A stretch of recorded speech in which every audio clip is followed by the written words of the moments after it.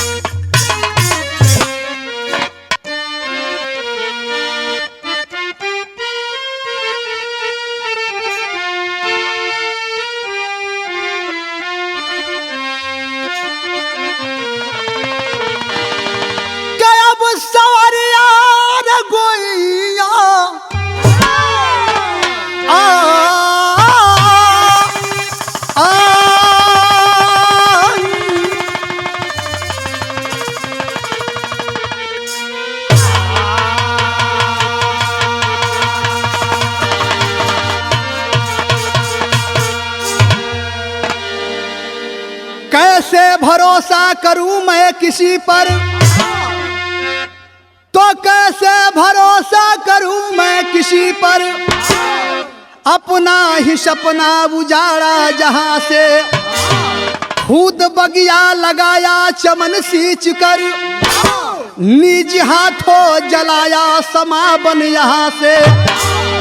कुकर्मी कर्म पर शर्म ना तनिक भी, न दिल में दया है न नजरों लजाती। रविंद्र अररिया का सुनहाद सा जब, हिया सूल भर नीर नैना बहाती।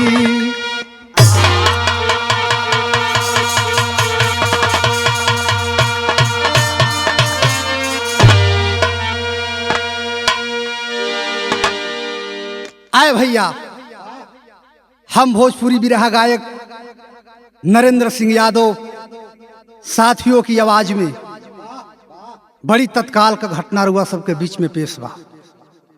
एकदम करंट घटना, करंट कहानी जो आज सोशल मीडिया पर चर्चा का विषय बनी हुई है।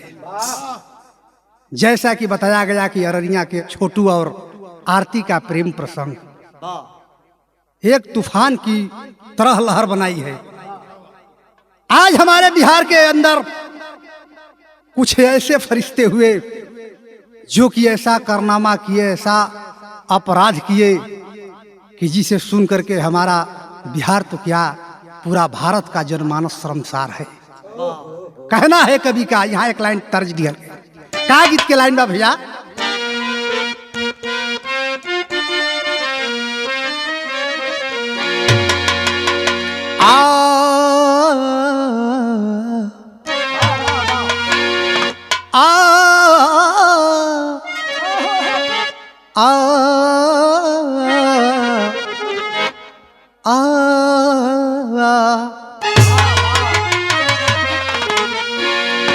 अरे मेरी जान जाना।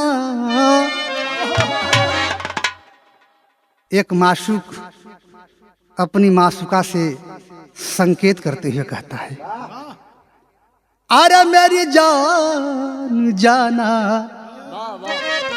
मेरी जान जाना, अरे मेरी जान जाना, अरे मेरी जान जाना मुझे छोड़ के, मेरी जान जाना मुझे छोड़ के।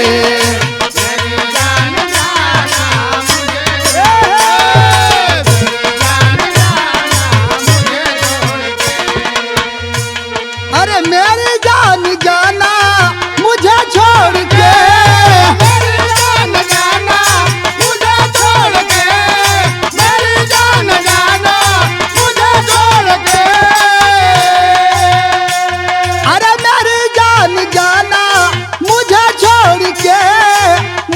छोड़ के।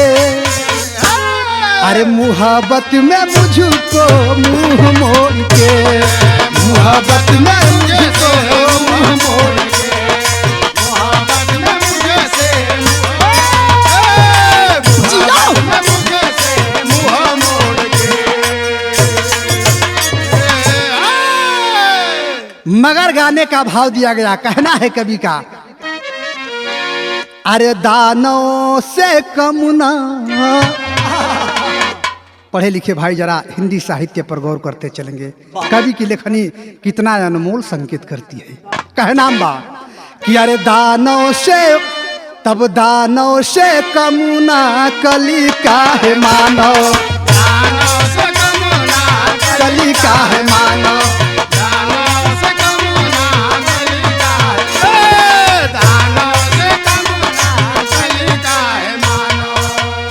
अरे दानों से कमुना कल का है मानो, दानों से कमुना कल का है मानो, दानों से कमुना कल का है मानो,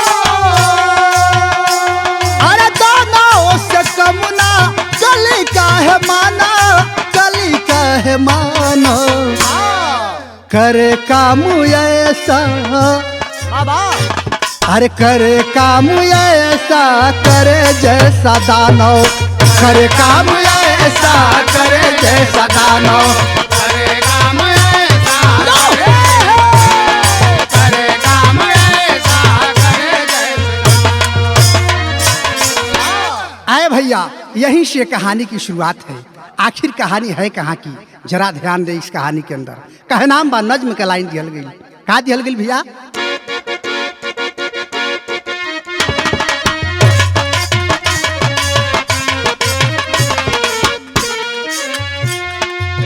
बिहार प्रांत में जिला एक अररिया बा,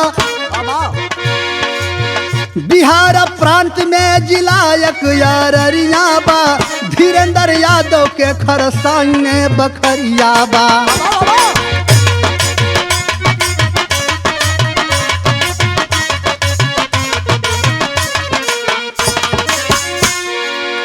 बीबी बच्चों के साथ जीवन सुख बिताते थे, बीबी बच्चों के साथ जीवन सुख बिताते थे, आरती बेटी रविकांत को पढ़ाते थे।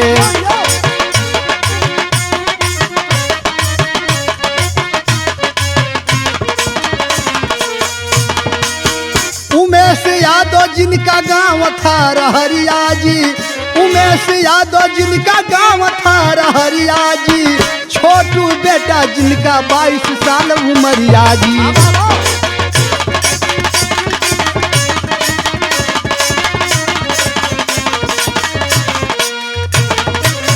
छोटू यादव ननिहाल में जब आया है, छोटू यादव ननिहाल में जब आया है, चांद सा मुखड़ा देख आरती पर लुभाया है।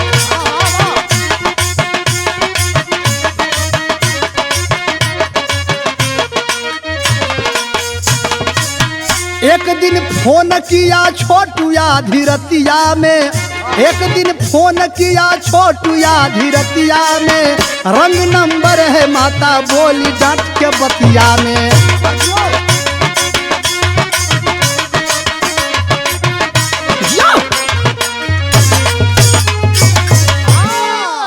तनी बात समझ लो भैया, जे भाई आप लोगों ने अगर पटना गई हो, बिहार का राजधानी पटना है, पटना से आगे बढ़ब तो एगो छोटे जिला मिली, जवनी जिला का नाम अररिया बताओ। अररिया जिला के रानीगंज थाना के अंतर्गत खरसाई गांव की कहानी बा। खरसाई गांव के रहे वाला धीरेन्द्र यादव जिनकर एक बिटिया बे, जिवनी बिटिया का नाम आरती कुमारी बतावल गई। आरती कुमारी बड़ी होनहार बिटिया बे, पढ़ाई लिखाई अच्छा खासा बा, लेकिन आखिर वही खरसाई गांव के ठीक बगल में एक ठे छोटे गांव बा, जौनी गांव के नाम रहरिया बतावल गई। रहरिया के रहे वाला उमेश यादव के लड़का छोटू यादव, छोटू यादव के ननिहाल आखिर खरसाई गांव में बा। छोटू यादव के ननिहाल खरसाई गांव में बा, जहाँ के वो आरती बिटिया रहे वाली भी।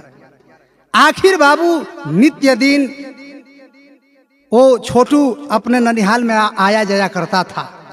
जब आवत जात रहम किसी मोड़ पर, किसी रास्ते में, वो छोटू की नज़र आरती पर पड़ती है। और जब आरती पर छोटू की नज़र पड़ल, आखिर वो नौजवान लड़का मुक्त हो जाता है। जब आरती को देखा है, अपनी भावना को प्रेम के दुनिया में बदल दिया आरती के प्रति, लेकिन आरती उसे जानती भी नहीं थी। आरती नहीं प्रेम करती थी, जैसा कि छोटू आरती से प्रेम करना शुरू करता है।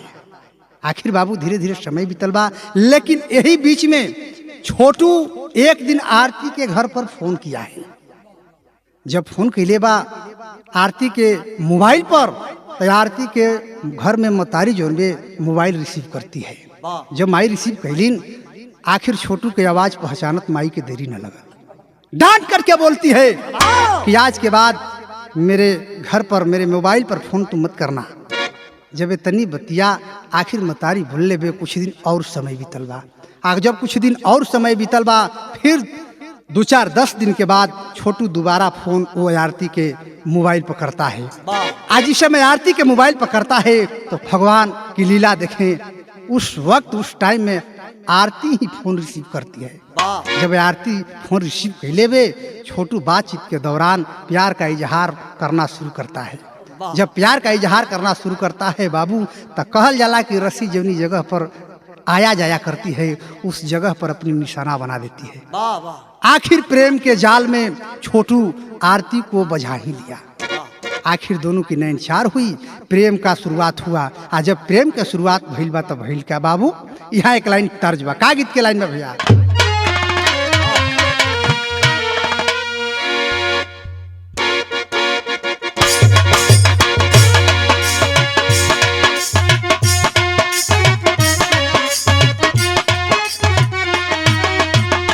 आखिर देखे बातचीत होके लगल मोबाइल के इशारा से दुनहुन के बात होत बा, आरती के आ छोटू के। जब आरती आ छोटू से बातचीत होखत बा, तब छोटू आरती से कहले बा वही मोबाइल पे, का कहत बा, तू का जानलू या रानी हम कैसे जियतानी,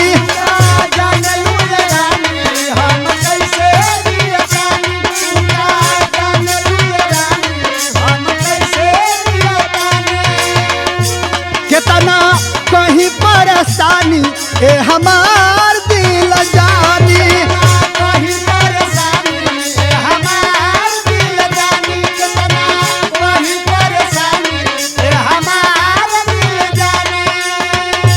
दिन में चैन नहीं, रात में आवे नींदिया, दिन में चैन नहीं, रात में आवे नींदिया। जियल हराम कैले बा ए जान तोहार लीला के बिंदिया,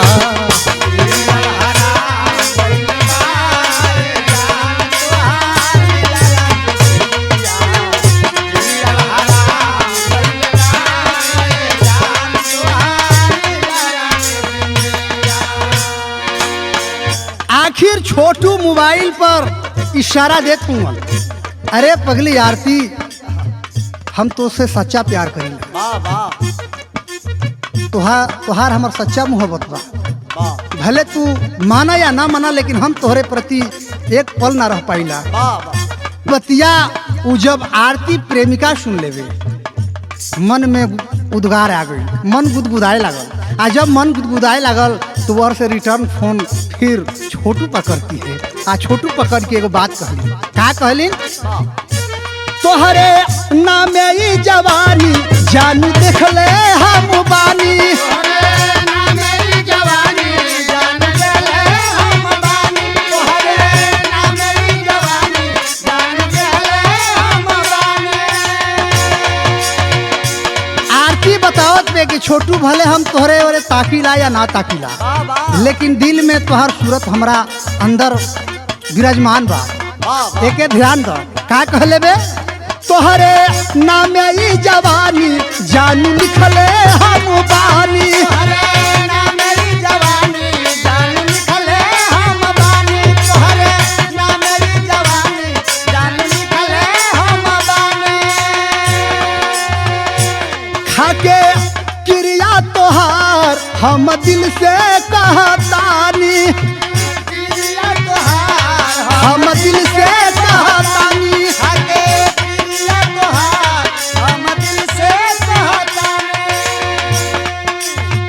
अरे तोहरे नामे मोरा धड़के लछतिया, तोहरे नामे मोरा धड़के लछतिया।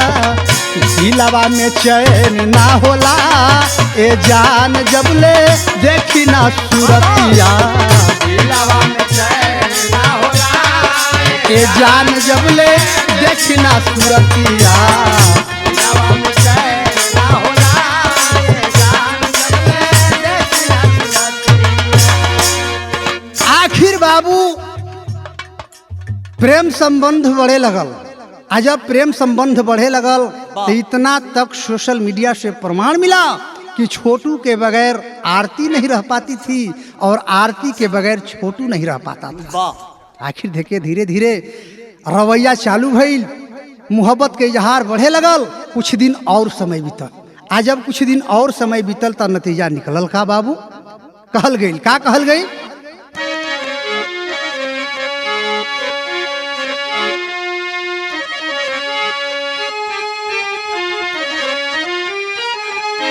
अरे बीता समय कुछ दिन पर छोटू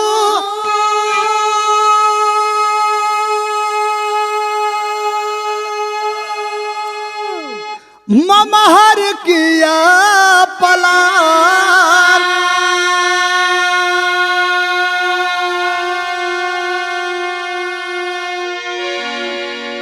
मिलूंगा दिलवर से जाकर दिल में लिया अरमान।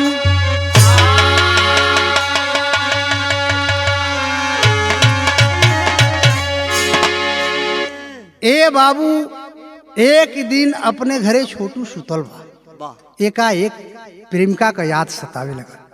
आ जब प्रेमिका का याद आवल सोच किलन कि चला आज मामा गाँव में चला। छोटू घर से चला है, आया है कहाँ? खरसाई गांव में, जहाँ के वो आरती प्रेमिका में मामा के घरे अलन है छोटू। आ जब मामा के घरे अलन इधर परिवार वालन के जानकारी बा। कब से? जब से वो छोटू फोन किया था, जिस टाइम में उसकी माँ फोन को रिसीव की थी तो समझ गई कि ये छोटू का नंबर है, छोटू का फोन है। पूरे परिवार के लोगों से उसकी माँ बता चुकी थी कि छोटू जो लड़का जाता है वो फोन किया था। आरती को पूछ रहा था। जब इतनी बतिया परिवार वाला सुनल बाबू मने मने गुस्सा खाए, गुस्सा गईलन। आखिर छोटू के तलाश में लोग पड़ गईलन। आ जब छोटू के तलाश में पड़ गईलन तो कवि जी के भाव लिखे के पड़ कि रविकांत रूबीने मिलकर, रविकांत रूबीने मिलकर योजना एक बनाया है। भेज संदेशा पवन जीजा को झटपट गांव बुलाए हैं। रही बांस ना बाजी बंसुरी, रही बांस ना बाजी बंसुरी, ऐसा जाल बिछाया है। कर दो काम तमाम जहां से जालिम जाल रचाए हैं। आखिर बाबू छोटू जब अपना मामा के घरे अलन, जब अपना मामा के घरे अलन वही बीच में आखिर रविकांत जो है आरती का भाई देखा है कि नहीं छोटू आया है। अपने पवन जीजा को बुलाता है और पूरे परिवार एक जगह बैठ करके और गुरु मीटिंग करना शुरू करते हैं। गुरु मीटिंग करना जब शुरू किए, ऐसा मौका नहीं आएगा किसी बहाने से छोटू को घर पर बुलाया जाए। आखिर जब इतनी बात घर के लोग सुनन तो अंजाम निकलल का बाबू? कहल गई। यहाँ एक लाइन तर्ज बा, का गीत के लाइन बा भैया?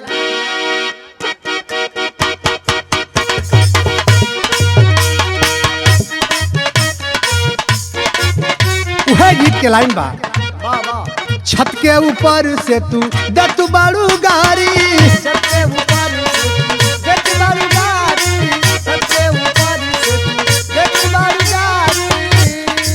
दिहा लगारी तोहार पर जाई भारी, दिहा लगारी तोहार पर जाई भारी, दिहा लगारी तोहार पर जाई भारी। छत के ऊपर से तू दत बाड़ू गारी, दिहा लगारी तोहार पर जाई भारी। कैसा लाई बाड़ा दीवाना बरतिया नतिया, अखिया मारता कि तेरी तेरी बबरी झारता कि नतिया अखिया मारता कि अखिया मारता कि तेरी तेरी बबरी झारता। लेकिन है कहानिया के बात समझ ला। आखिर योजना बनौले हुआ परिवार के लोग, जब योजना बनौले हुआ तो आखिर वो रूबी जो भौजाई थी, रूबी भौजाई फोन करती है छोटू। का कैलिन है बाबू? फोन का के रूबी घर, फोन का के रूबी घर अपना बोलावली, फोन करके रूबी घरे अपना बोलावाली, फोन करके रूबी घरे अपना बोलावाली। शादी करा देव तोहार, शादी करा देव तोहार जलिया बिछावली, शादी करा दे तोहार जलिया बिछावाली, शादी करा दे तोहार जलिया बिछावाली। फोन का के रूबी घरे अपना बोलावली, शादी करा देव तोहार जलिया बिछावली। हंसी खुशी जाके मस्त में रतिया मरिया माहुर भैली हो दिवतिया, माहुर भैली हो, दिवतिया माहुर भैली हो दिवतिया, माहुर भैली हो दिवतिया, माहुर भैली हो दिवतिया, माहुर भैली हो। आखिर बाबू षड्यंत्र तो हुआ। रूबी फोन करती है, छोटू रिसीव करता है। छोटू, छोटू जब तू आरती से प्रेम करता है तो छुप छुप करके करता है। तू घर पर आओ, हंसी खुशी से मैं परिवार के बीच में आरती से तेरी शादी में करा दूंगी। आरती यही फोन पर बोलती है। आखिर देखे बाबू, वो छोटू यादव बात को समझ नहीं पाया। कहता है कि ठीक है मैं आऊँगा, कल आऊँगा। आखिर देखे बाबू, कल वाली दिन भी आ गई। आज जब कल वाली दिन आई तब भइल का बाटे विचार सब कर शादी करा दे। अरे आरती ना नदिया के दुल्हन बना दे। आरती तुहार पत्नी बनी है, एमा संकोच तनको मत करो। छोटू तू घरे आवा, हम बानी, संकोच करिए कोनो बात ना, पूरा परिवार के हम मना ले। कहलस का कि सफा हो जाई तोहरा रहतिया बतिया, माहुर भाई बा की बतिया, माहुर भाई बा की बतिया, माहुर भाई हो दिवतिया, माहुर भाई हो दिवतिया, माहुर भाई हो दिवतिया, माहुर भाई हो। आए भैया, सुबह का बेला हुआ है। रात को रूबी फोन करती है, सुबह हुआ है, पूरा दिन बीत गया। जब दूसरी रात आती है तो 2 बजे रात को छोटू आखिर रूबी को बुलाने के हिसाब से आखिर घर पर जाता है। आज जब घर पर गईलन तो अंजाम निकलल का बाबू? कवि जी के लिखे के पड़ल का लिखलन हा कि कोई के पलाना नीचा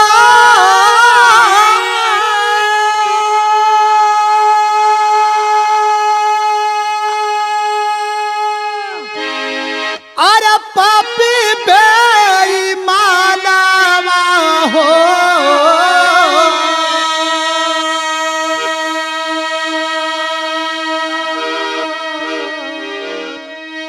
आ छोटू के बुलावा ले भवनावा ये बाबू।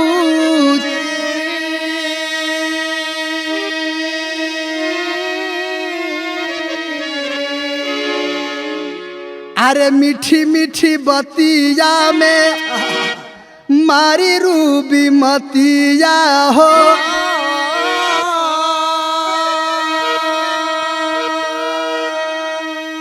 अरची दिहली भारी एक अरचनावा ये बाबू।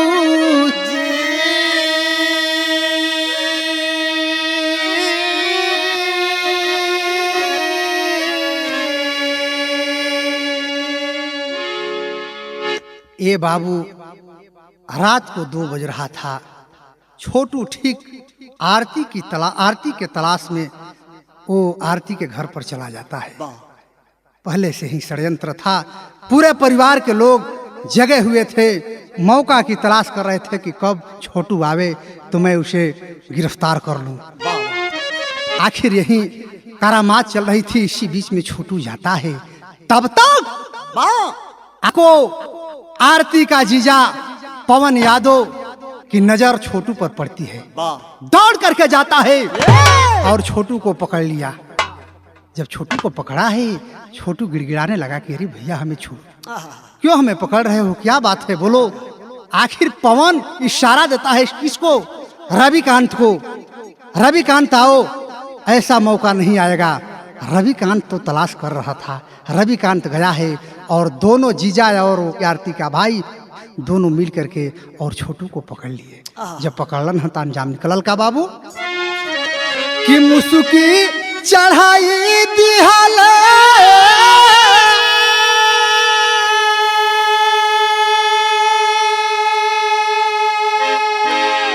अरे घर में घुसाई दिहले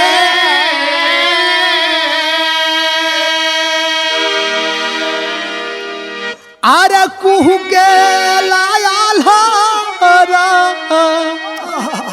सुगनावाए बाबूजी।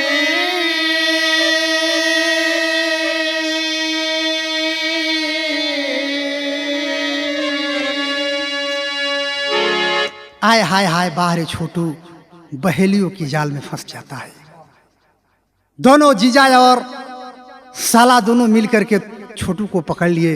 इसी बीच में वो रूबी देवी हाथ में रस्सी लेकर के आती है और एक पीछे छोटू का बाह चढ़ा करके और बांधना शुरू करती है।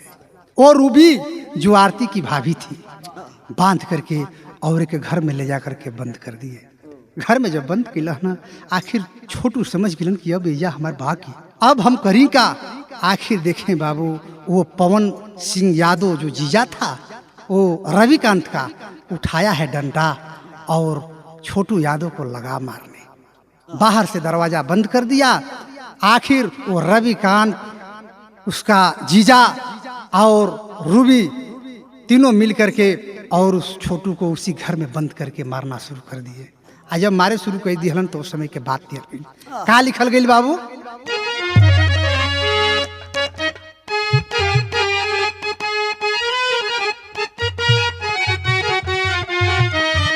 हाय हाय, उसी घर में छोटू तड़प रहा है और हाथ जोड़ करके बोलता है। क्या बोलन है बाबू कि नीचे नीरा दैया नटई दमया तैया हो आ छोटू बोले न जोड़ी हाथ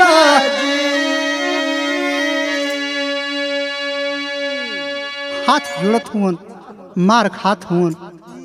गरवा में गमछी डाली मालिया ईठे लगले, मालिया ईठे लगले, रोवे छोटू कोई के माई बाप। मारना शुरू करता है पवन यादव जो आरती का जीजा था। निर्दयी वो कसाई नहीं माना, इतना मारा कि लस्त पस्त हो जाता है छोटू। लाख निहोरा करता है लेकिन वो निर्दयी मानने वाला कहाँ थे। अंजाम निकलल का कि धई के बरी यारी जबरी बबरी का बारे लगले, बबरी का बारे लगले, तोड़ी दिहले दोनों हाथ लात। आखिर बाबू लोग इतना मारे ताकि वो छोटू का हाथ और पैर दोनों टूट गया। जैसा कि सोशल मीडिया से ये प्रमाण मिला कि छोटू तड़पता रहा लेकिन वो गद्दार मारता रहा। अंजाम निकलल का बाबू कि नोहवा का बारी दिहले, लसनियन पारी दिहले, लसनियन पारी दिहले, कइले कमी ना ऐसन घाट।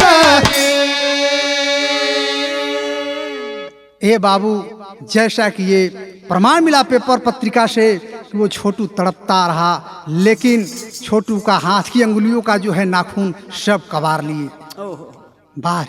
बाहर वो समय, बाहर वो दिन तड़प रहा है, बाहर वो प्रेम। हम कहते हैं कि प्रेम करना कोई पाप नहीं होता है। अगर यदि प्रेम करना पाप होता तो कृष्ण राधा से प्रेम नहीं किए होते। अगर प्रेम करना पाप होता तो हीर राजा से प्यार नहीं करता। अगर प्रेम करना पाप होता तो लैला मजनू से प्यार नहीं करता। आखिर घर में वो छोटू बंद है, मार खा रहा है।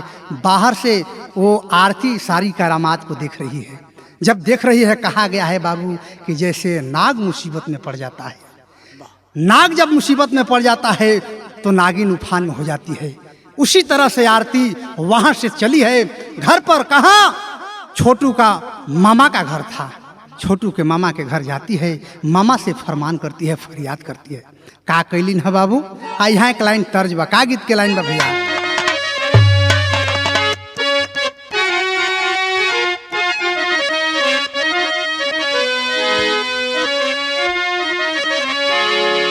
वह गीत के लाइन बा कि ऐ सनम भूला न जइह, ऐ सनम भूला न जइह, ससुराल में जाके, ऐ सनम भूला न जइह, ससुराल में तू जाके, ऐ सनम भूला न जइह, ससुराल में तू जाके। आरती जाती है वो छोटू के मामा के यहाँ। मामा के यहाँ गईलिन है, हाथ जोड़ के कहलिन कि मामा, छोटू तो तुहार भगिना न है, हम तो गांव का बेटी हई, लेकिन छोटू तो तुहार भगिना है। अधजल में पड़ल बा, चला मामा देख ल, कम से कम बचा ना पैब तो छोटू के देख तो सकेला। आखिर गुजारिश करत बे, निहोरा करत बे। का कहलिन है? अरे छोटू के ला बचाई, तब छोटू के ला बचाई, मारे लंजीजा भाई, छोटू के ला बचाई, मारे लंजीजा भाई, छोटू के ला बचाई, मारे लंजीजा भाई। छोटू के बचा लो मामा। भैया और जिया दोनों मिलके मारत हुमन, छोटू तड़पत हुमन, घर में बंद हुमन। तनी बचाला चल के देख लो मामा। लेकिन बाहर मामा का साहस नहीं पाता है। हुआ क्या? छोटू के ला बचाई, छोटू के ला बचाई, मारे लंजीजा भाई, छोटू के ला बचाई, मारे लंजीजा भाई, छोटू के ला बचाई, मारे लंजीजा भाई। अखिया से ना सहाता, अखिया से ना सहाता, बलि दे तू बाका साई, छोटू के ला बचाई, मारे लंजीजा भाई, छोटू के ला बचाई, मारे लंजीजा भाई, छोटू के ला बचाई, मारे लंजीजा भाई। आखिर वो नागन की तरह तड़प रही है आरती, कोई सुनने वाला नहीं है। हुआ क्या? केतनो निहोरा कैली, केतनो निहोरा कैली, मामा के दिल न जुटल, केतनो निहोरा कैली, मामा के दिल न जुटल, केतनो निहोरा कैली, मामा के दिल न जुटल। अखिया बरसेला सावन जस, अखिया बरसेला सावन जस, बिटिया के दिल बट टूटल, अखिया बरसेला सावन जस, बिटिया के दिल न टूटल, अखिया बरसेला सावन जस, बिटिया के दिल न टूटल। तबले उमेश यादव के, बाबा बाबा, तबले उमेश यादव के हमसे दिली बताई, छोटू के ला बचाई, मारे लंजीजा भाई,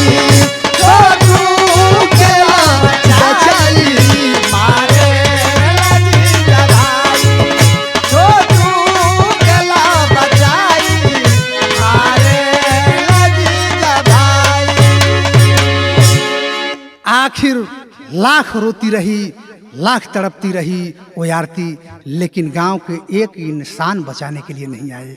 आखिर देखें बाबू, आड़ अलोत लेकर के वो आरती फोन करती है कहाँ, जहाँ का वो छोटू रहने वाला था। आखिर उसके पिता उमेश यादव के नंबर पर फोन लगाती है, कहती है कि पापा पापा जल्दी आइए पापा, नहीं तो कुछ ही पल में छोटू इस दुनिया को छोड़ करके चल जाएगा। पापा आप जल्दी आए पापा। आखिर बाबू जब इतनी बात सुनलन है उमेश यादव घबरा भी लग। कौन ऐसा बाप होगा बेटा के प्रति बाबू दिल नहीं तड़प जाएगा। आखिर जैसे ही रहलन वही हालत में उमेश यादव वैलन कहाँ, जहाँ जौना घर में छोटू के कैद लोग की लेवा। आखिर देखत हूँ कि हमार छोटू अस्त पस्तबा लोटल बा घर के अंदर। आखिर छोटू के जब पता चलल कि हमार बाबू आके खड़ा हुआ, दरवाजा तो बंद बा, घर का दरवाजा बंद बा, लेकिन एक जंगला के झरोखे से छोटू एकाएक अपने बाप उमेश यादव को देख लेता है। आज जब देखला ना उस समय के बात कहल गई। आखिर छोटू आंखों में आंसू लेकर के बाप के सामने तड़प रहा है, गिड़गिड़ा रहा है और एक बात बोला है। क्या बोले हुन बाबू? अरे पापा पापा पुकारे कि पापा पापा पुकारे, जोखिम में जिंदगानी हमको पिला दो पानी। पापा पापा पुकारे, जोखिम में जिंदगानी हमको पिला दो पानी। पापा पापा पुकारे, जोखिम में जिंदगानी हमको पिला दो पानी। आए हाय हाय, घर से बाहर बाप बेटा को देख करके कुहुक रहा है। जंगले के झरोखे से वो छोटू अपने बाप उमेश यादव को देख रहा है। पापा पापा इतने ना पापा है, दोनों हाथ के नूह लुका ले बड़न पापा, बड़ी हालत खराब बा, नाजुक बा पापा, बिजली के करंट लगा लगा करके लोग हमके मारत हुन पापा, बचा ला पापा, पानी तक पिया दो, बड़ी जोर से प्यास बा पापा, ना तो तड़प जाई मर जाई पापा, जल्दी सामने आओ पापा, पानी पियाओ पापा। वो लड़का तड़प रहा है, लेकिन बाहर पापा का भी साहस नहीं जुट पा रहा है कि दरवाजा खोल करके कम से कम अपने बेटा के हाथ तक जाए। अंजाम निकलल का बाबू? पापा पापा पुकारे, पापा पापा पुकारे, जोखिम में जिंदगानी हमको पिला दो पानी। पापा पापा पुकारे, जोखिम में जिंदगानी हमको पिला दो पानी। पापा पापा पुकारे, जोखिम में जिंदगानी हमको पिला दो पानी।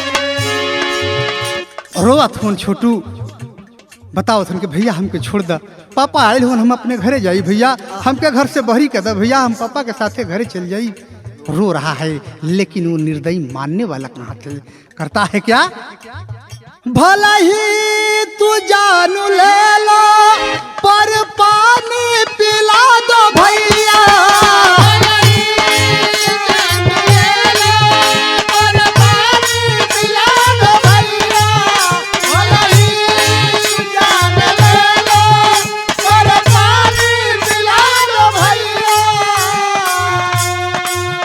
हाथ जोड़ के मैं पढ़ता, हाथ जोड़ के मैं पढ़ता, सभी बाबू का पैया। हाथ जोड़ के मैं पढ़ता, सभी बाबू के पैया। हाथ जोड़ के मैं पढ़ता, सभी बाबू के पैया। हाथ जोड़ के मैं पढ़ता, सभी बाबू का पैया। अरे सभी बाबू के पैया, माफ करना ना करूँगा, माफ करना ना करूँगा, ऐसा कभी नादानी हमको पिला दो पानी। माफ करना ना करूँगा, ऐसा कभी नादानी हमको पिला दो पानी। माफ करना ना करूँगा, ऐसा कभी नादानी हमको पिला दो पानी। हाथ जोड़ करके गिड़गिड़ा रहा है पवन के सामने वो छोटू कि भैया अब तो आपकी पूरी हो गई ना, अब हमें छोड़ दीजिए भैया, कम से कम प्राण ये तड़प रहा है, पानी तो पिला दो। लेकिन पवन वो गद्दार दरवाजा तो खोला जरूर, लेकिन दरवाजा खोल करके बाहर आया है, फिर दरवाजा को बंद कर दिया और पानी के जगह पर जैसा कि सोशल मीडिया से ये प्रमाण मिला कि घर पर गया है और तपता हुआ दूध लाया है और जबरन मुंह बा करके उस छोटू के मुंह में डालना शुरू कर देता है। आए हाय बाहर जहाँ पानी की जरूरत थी तहाँ आग मिल रहा है। बाहर छोटू तड़प तड़प करके इस दुनिया को छोड़ करके चल बसा। आखिर बाबू देखें अंजाम निकला क्या, टेरी के बात निकल गई।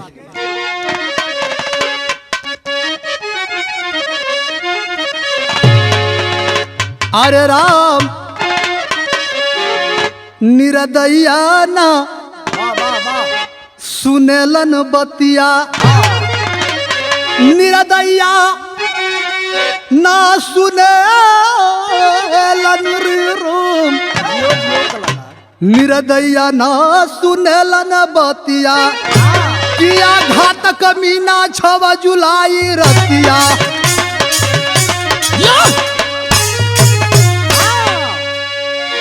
आखिर बाबू देखे लाख छोटू तड़पता रहा, रोता रहा, लेकिन वो गद्दार मानने वाला कहाँ थे। अंत तो गतवा बिजली का करंट दे करके और छोटू को मार ही दिए। छोटू इस दुनिया को छोड़ करके चल बसा। जब घर में छोटू की लाश पड़ी है, तीनों चारों घर के जो सदस्य थे घर से बाहर आए, तब छोटू का बाप जो उमेश यादव है घर के अंदर जाता है। आखिर देखे अपनी नाखों के सामने अपनी बेटी की लाश देखता है। अंजाम निकला के बाबू फपक फपक रो रहा है।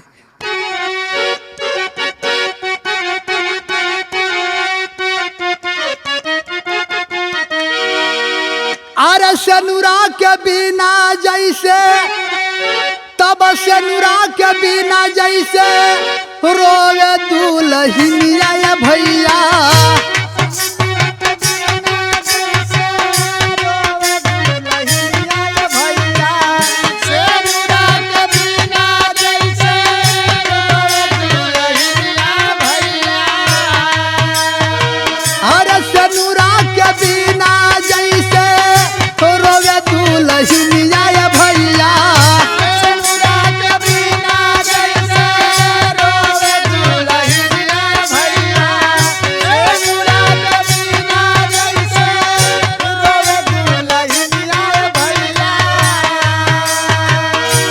मलहा के जाल में मछरिया तड़पड़ा,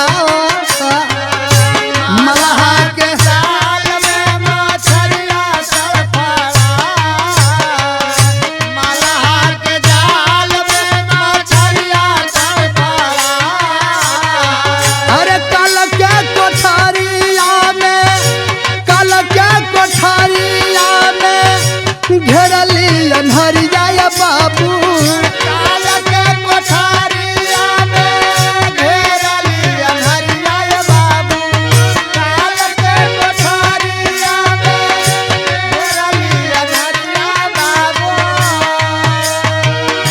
तजले परान छोटू घर में छटपटा, तजले परान छोटू घर में छटपटा, तजले परान छोटू घर में छटपटा। अरे मचल हाहाकार घर के खुलल जब केवड़िया बाबू। मचल हाहाकार घर के खुलल जब केवड़िया बाबू, मचल हाहाकार घर के खुलल जब केवड़िया प्रशासन तब गईली हया मौके पर शासन तब गईली हया मौके पर शासन तब गईली हया आरती बिटिनिया से पूछली कहनिया ये बाबू आरती बिटिनिया से पूछली कहनिया ये बाबू आरती बिटिनिया से पूछली कहनिया बाबू साफ साफ बतिया के दिहली बताई साफ साफ बतिया के दिहली बताई साफ साफ बतिया के दिहली बताई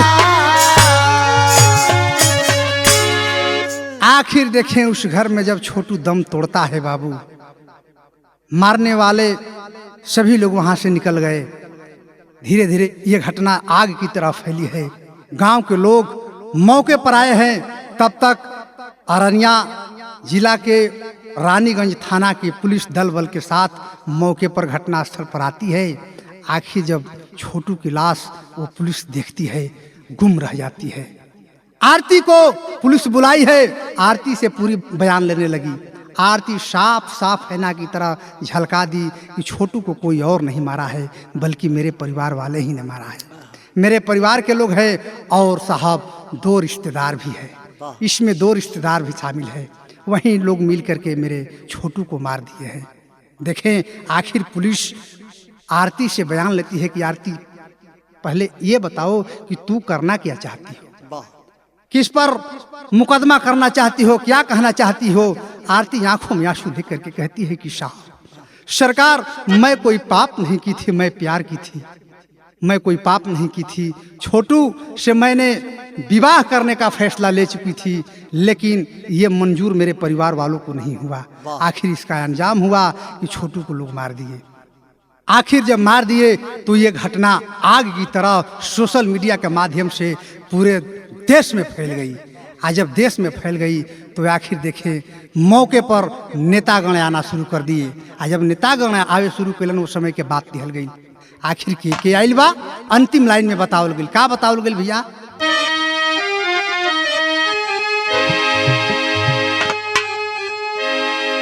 यही से कहल गई क्या रे गरज पप्पू यादव सभा में,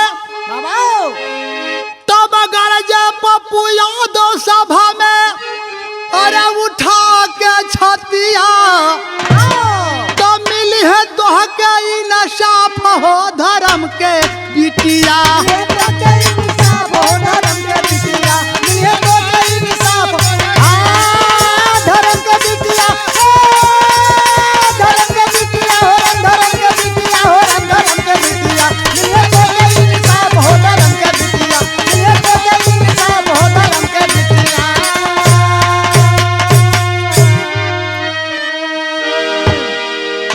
आखिर उसी इलाके के माने जाने नेता जन अधिकार पार्टी के राष्ट्रीय अध्यक्ष पप्पू यादव मौके पर पहुंचे हैं अपनी दल बल के साथ।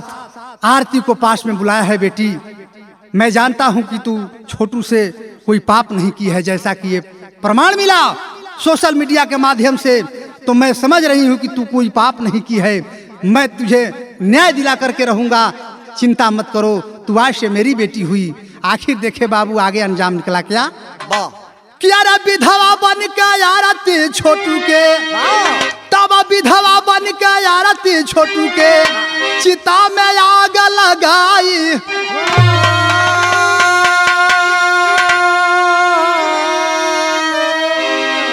आखिर जब पुलिस छोटू की लाश लेकर के वहां से चली है तो साथ में आरती को लेकर के भी चली है पुलिस। पूछती है कि आरती ये बताओ कि तू रहना कहाँ चाहती हो, अपने पिता के घर में रहना चाहती हो या छोटू यादव के घर में जाना चाहती हो, तू आखिर अपनी जिंदगी का अपने फैसला बताओ। जब इतनी बतिया वो आरती सुन ले कहले कि ऊपर परो ऐसन घर, ऐसन घर हमारे बाबू को ऊपर परो, मैं जा रही हूँ और जा करके विधवा बन करके छोटू के मुख अग्निदान दूंगी और छोटू के घर पर जीवन बिता लूंगी, वाह। लेकिन दोबारा लौट करके इस घर में मैं नहीं आऊँ। आखिर वैसा ही हुआ बाबू। छोटू की लाश जब पोस्टमार्टम होती है, पोस्टमार्टम होकर के परिवार वालों को पुलिस ने सौंप देती है। आखिर देखें विधवा का रूप बना करके शमशान घाट पर वो आरती गई है और जा करके अपनी दाहिनी हाथ से वो छोटू को मुख अग्निदान देती है और चिता में आग लगा देती है। यही से कवि जी के लिखे के पड़ल, का लिखे के पड़ल, यार विधवा बन के आरती छोटू के चिता में आग लगाई।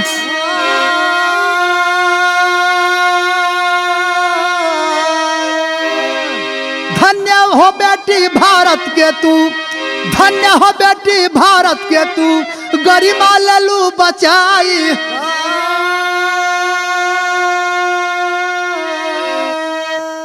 तरहलू छोटू यादव बन के तू उमेश के थतिया। आखिर वहाँ शमशान घाट पर चिता में आग लगाती है, वो अपने प्रेमी को अंतिम विदाई दे करके और उमेश के परिवारजन के साथ आखिर आकर के छोटू के बदले अपना उमेश यादव के घर में रहने का फैसला कर लेती है और रहने लगी। कहल गई, क्या कहल गई कि रहलू छोटू यादव बन के तू उमेश के थतिया, तमिल है तो हकाई न साफ हो धर्म के बिटिया। धर्म के बिटिया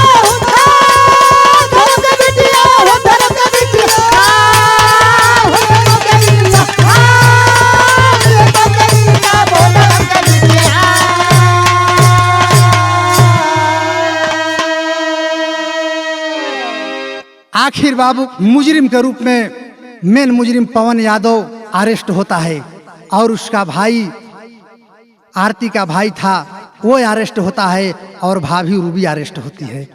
अरेस्ट हुए, आगे चल करके क्या होगा क्या नहीं होगा भगवान जाने। गाना के अंतिम प्रमाण में लिखल गई, क्या लिखल गई, जय जखाड़ गुरु जद्दू लौटन की लहरे फुलवा।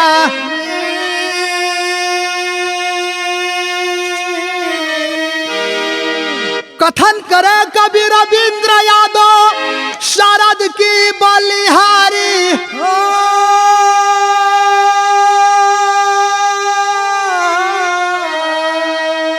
निरदैया ना सुनेला बतिया, तो यादव नरेंद्र सिंह सुन पागल भैली मतिया। निर्दया ना सुनेला बतिया।